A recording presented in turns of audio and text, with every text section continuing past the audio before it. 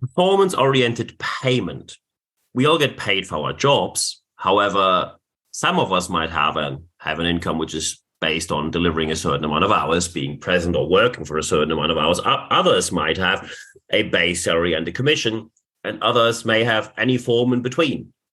And especially after the recent news, I received quite a number of emails of people asking about this topic, because for the first time in a long time, we had an international corporate CEO asking to have his pay cut by 50%.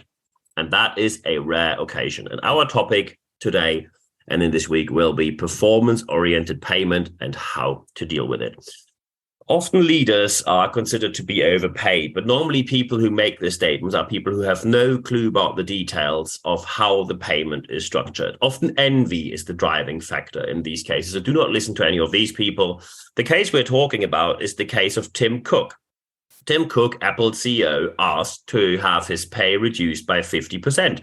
A quite unusual step, because normally CEOs are quite protective and quite reactive when it comes to their pay.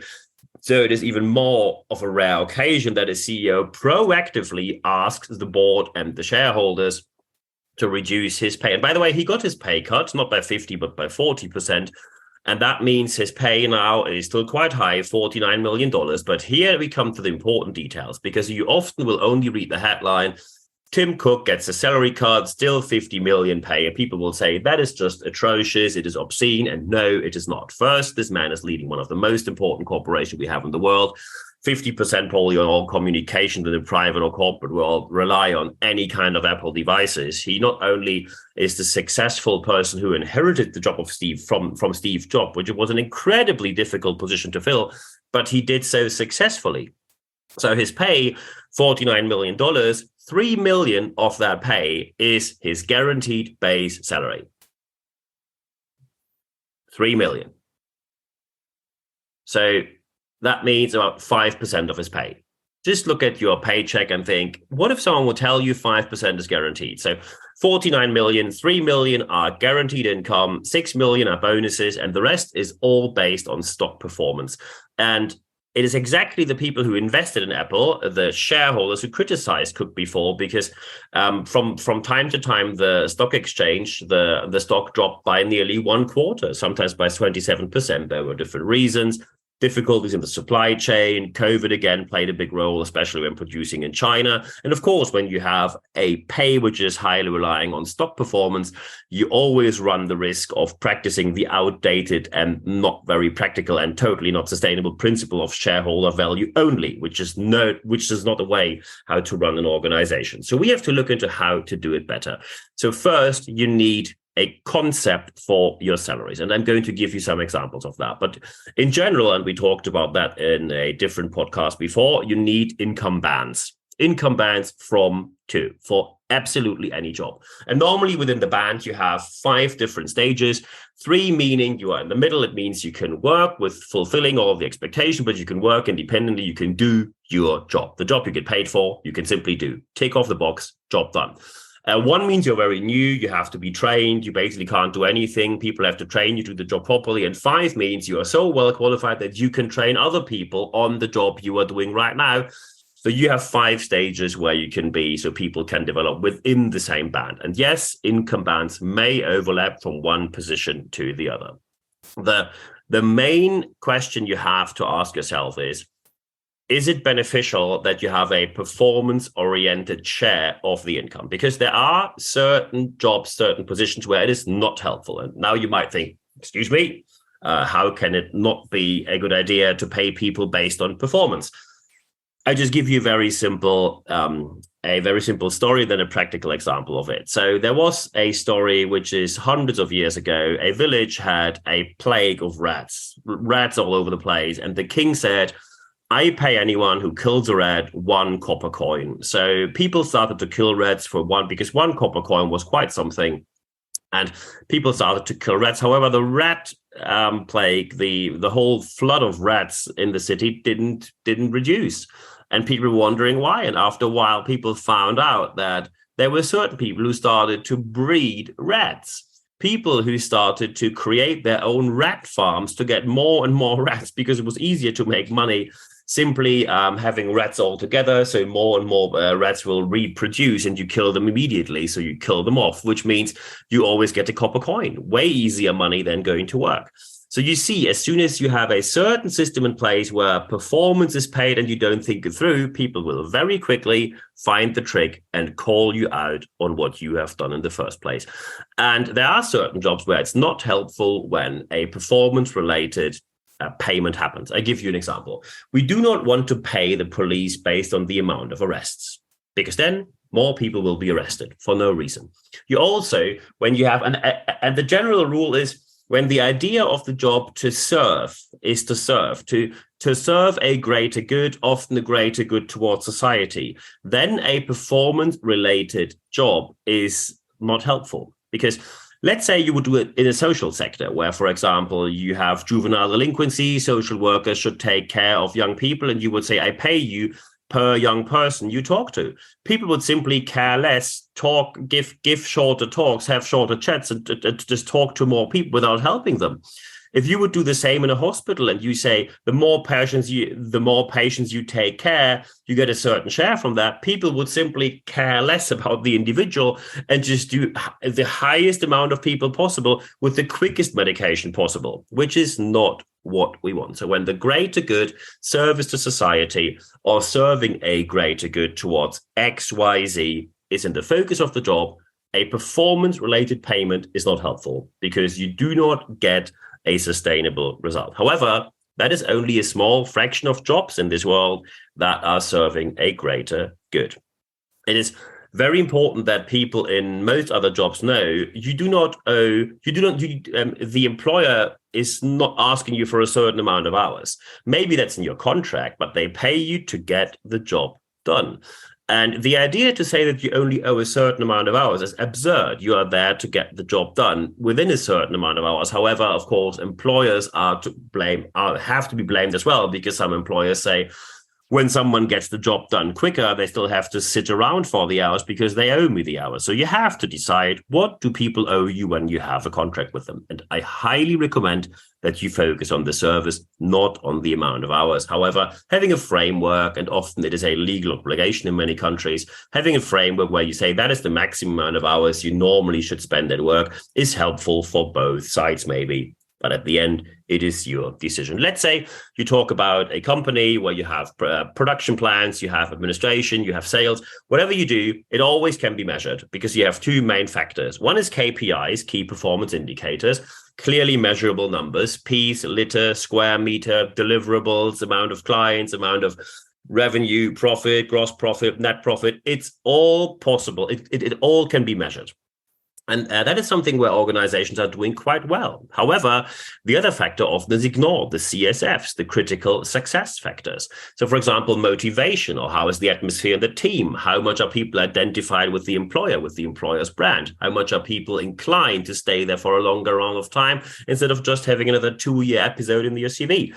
And of course, you will now say that's very hard to measure. And it is, I fully agree. KPIs can be easily measured. CSFs cannot be easily measured. However, you can often look at the results and then say it can have a certain impact. So, for example, when you say a higher employee turnover than the average of the organization can lead to the fact that probably leadership is not great. So when you have an above the average employee turnover, it means that you lose a certain amount of the bonus. However, of course, this has to be carefully observed, because you cannot punish your leaders when, for example, an employee says, I'm leaving the organization because I'm marrying someone who lives at the other end of the country, so I'm moving to that end of the country. That's not the leader's fault.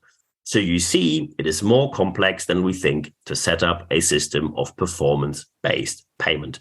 And as both factors, KPIs and CSFs, are relevant, you have to look into both and then see which are the factors you are going to measure. In general, you have to say the general rule of thumb is more risk, more pay. And I have seen some shameful examples in free enterprise where leaders suddenly had the idea and said, oh, I'd simply take the salaries people earn now. And from January 1st, I make 50% of that performance base. So when they reach 100% of all goals, they get exactly the same pay as they got before. And when they make more than that, it's capped. So you don't get more. You get exactly the same in a best case scenario, or probably less. I know what the idea behind that is. The idea is that you don't want to share money and success, and you're obviously someone who's extremely greedy and have no understanding of anyone else's perspective in your organization, which makes you a catastrophic leader. Congratulations for that attitude. So as soon as you want people to take more risk, there must be a higher return. As soon as you say, I give you performance-based payment, when people reach all the goals and take the risks, because sometimes they cannot reach the goal because it's beyond their means, they are sick, they are on paid vacation, so they can't work because they're not physically there or have time off. So when you want to make people take a higher risk, they must end up with 30, 40, 50% more income. If you don't want to do that, don't even get started with anything performance-based. Also, you have to consider the less likable and the less comfortable the job is, the more you have to pay and the more you have to give people a reason to do the job. For example, when people say, and we probably have heard of that complaint before, some people say, why are salespeople always so well paid? They get way more money than I do, and I don't see why. Well, if you want to have the same amount of money, just go into sales. Call people, do cold calling, hear no 30 times a day, get slapped in the face through the phone, get called at night because clients want something from you, determine what their goals are, even if they change every 24 hours and you have to deal with that. So sales is often, especially when you do client acquisition, including cold calling, is a job that many people don't want to do. If I ask 100 people, what do you prefer, cold calling or cold shower, 98 will say cold shower all the way. So you have to see the more uncomfortable the job is, the more incentives you have to give that anyone is doing the job. And please move away from anecdotal data. Just move to something which can be proven. I just give you an example of what I just recently heard when I sat down with two leaders of an organization, free enterprise company, and they said, yeah, we want our people who... And this was a company that sells software for accountants. They said, yeah, we want people to actually get more new clients in, and they should develop these clients and make more revenue and be more focused on sales and getting contracts signed. And so we get more profit out of that. And after they were talking for minutes and minutes and minutes, I simply said, may I ask what the commission is here? And then they said, no, there is no commission, but it feels great when you close a client deal. It's just amazing, isn't it? And it's good for your CV. It's good for your personal development, blah, blah, blah. This is anecdotal data at its worst. What these people basically say is, we want people to make us more profit. We don't want to sit on the phone by ourselves because we hate sales, obviously. Otherwise, they would do it. We want others to do the job, and we just cash in on that, and they end up with their flat rate salary. Just step away from these stories. You're embarrassing yourself. Anecdata, that's what people call it today. Anecdotal data isn't irrelevant. It can be very helpful when you, for example, when you have a change project and you want to know how is the atmosphere in the different locations we run, how is the mood there, what do people think, then anecdotal data and the stories related to it can be very helpful. However, it does not replace simple data that leads to the conclusion, if people do more uncomfortable tasks, you have to pay them more. Otherwise, they will leave. And in this case, people left, right, and center. And that was clearly the leader's fault. The core question you have to focus on is, what do you think people should owe you or want to owe you? Is it a certain service, a certain solution, or is it an amount of hours? And that is how you create a system that hovers around the idea, what do people actually sign up to deliver to you, to the organization, for the team, for everyone working there? I, by myself, when I work for Microsoft New Horizons, New Horizons is the largest Microsoft learning partner, we had a system in place that people could choose. There were 3 different salary contracts available, where you could say either you want a very high base salary, but a low commission, or you can take that was called Plan A. And then we had Plan C, which is an extremely low base salary, but very high commission. And Plan B was in the middle. And then, of course, if you want to say you wanted to go highest risk, then you could offer yourself as a contractor, which is what I chose to do. I only got paid for the jobs I successfully delivered, because I wanted to make more money. And by taking 100% of the risk with no basic income guaranteed, also no layoff protection, no nothing, I took the risk and it worked out. However, that's a personal choice. There is no right and no wrong. It is possible that you have the coexistence of different systems within the same company. Microsoft New Horizons showed very well how this works. However, you have to be sure that you choose the right people, because people you do not need in this organization are envious people who want to have the highest amount of safety and security, the highest amount of, I need a high base salaries, all must be guaranteed, and then complain that they don't get a big share, a big chunk out of the results of the organization's success. Be very clear with people that you have to invest more and take more risk to get a higher piece of the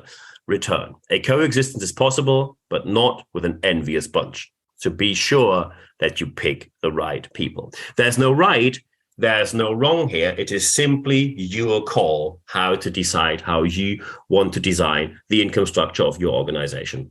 As you know, I already sold my business and work freelance now. However, even if someone would put me in the position back right now, I would always design an organization based on people who are willing to take risks. It takes longer to recruit them. It takes longer to find them. However, growth, and especially quick growth, is possible way easier with people who are willing to take risks with you. And of course, I published about this. And if you now think, well, I have quite a number of questions because we have these issues in my organization, and there are a number of questions I have with you, then just contact me. nb@nb-networks.com. The last weeks were very productive, very nice chats I had, either via email or on the phone or on Zoom. If you have something very specific you want to ask me, so when you say, hey, we need someone for training, speaking, coaching, consulting, mentoring, or we have project interim management needs, or we have an event, can you speak there or host it? Yes, I can. Yeah, feel free to contact me anytime, or just ask me your questions and we're going to have a chat afterwards. Doesn't cost you a penny. nb@nb-networks.com. By the way, thank you very much again. We went in the top ranks in Switzerland. Once more, thank you very much for that. Step number 2, I always highly recommend to register for the leadership letter when you go to expert.nb-networks.com. Just sign up there. Every Wednesday morning, you receive an email with everything I published, including everything that's available and also all the dates available where you can see or speak to me. All free of charge, and as usual, 100% content at free guarantee, expert.nb-networks.com. And the most important part, as usual, always comes last, because the most important part is that you apply what you learned in this episode, in this podcast today, in your organization, because only when you apply what you learned, you will see the positive outcome of what you want to see changing, or see the positive change in your organization. I wish you all the best implementing these steps in your organization. I'm always happy to help. Contact me anytime. And at the end of this podcast, there's only one thing left for me to say. Thank you very much for your time.